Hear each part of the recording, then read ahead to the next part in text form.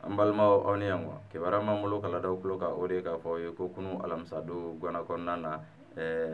tagamakɛla dɔw olu ni lakana tigilamɔgɔw n'o ye gendarmew ye ko olu sera ɲɔgɔn ma ayiwa ko o se ɲɔgɔnma in ko o sɔrɔla de k'a fɔ ko don tɛmɛnlenw na zone dɔ de minɛra Guwana kɔnɔna na ko denmisɛnnin dɔw y'o zo in bugɔ ni ka jogin k'a da joli la ko zo in somɔgɔw de taara plainte don brigade la ko gendarmew fana ye sɛgɛsɛgɛli kɛ ni ka taa tigɛ da denmisɛnnin masinama ninnu kan ko k'u bila tribunal ka bolo kan o dusumakasi de kama sa ko Guwana denmisɛnnin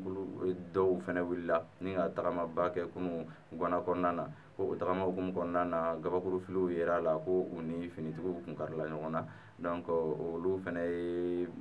ma dɔwɛrɛ kɛ olu ye minɛliw kɛ ko o minɛliw yɛrɛ la ko musomaninw b'a la ko u bɛ mɔgɔ minnu minɛra k'u bɛ brigade la u bɛ ka sɛgɛsɛgɛliw kɛ halisa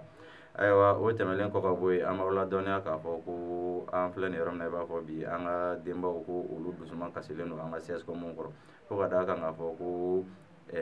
denboloci ko kɛlen don degunba ye olu ma bi ko olu bɛ wuli kabi 6 heures wagati ni ka taa CSCOM ninnu na k'u bɛ taa denboloci la ko kɛnɛya tigilamɔgɔ minnu bɛ yen ko olu tɛ na joona ko olu bɛ na fo 8 heures yan fan ninnu de fɛ ko wa ko baara yɛrɛ tɛ daminɛ o kɔnɔna na dɛ k'u bɛ baro de kɛ u ni ɲɔgɔn cɛ fɔlɔ fo ka sɔrɔ ka baara daminɛ fo 9 heures tɛmɛlen ko olu dun bɛ taa kabi 6 heures wagati ko denboloci min yɛrɛ k'a tɛ tɛmɛ miniti 5 kan ko kuma dɔw yɛrɛ ko denboloci hukumu kɔnɔna na yɛrɛ ko u mana den minnu boloci ko hali u tɛ kɔrɔmugu d'u ma u ka se ka o da joli min bɛ bɔ bolocilen kɔfɛ ko ka o kɔrɔmugu da u denw bolo la walasa ka se ka joli cɛ cogo min na ko nin ye taabolo min ko a man ɲi ko an ka kɛnɛya tigilamɔgɔw k'u ka fɛɛrɛ kɛ u ka to ka na heure la wa ko u ka u mago don denbaw la ka ɲa walasa an ka olu bɛ se k'u ka denboloci kɛ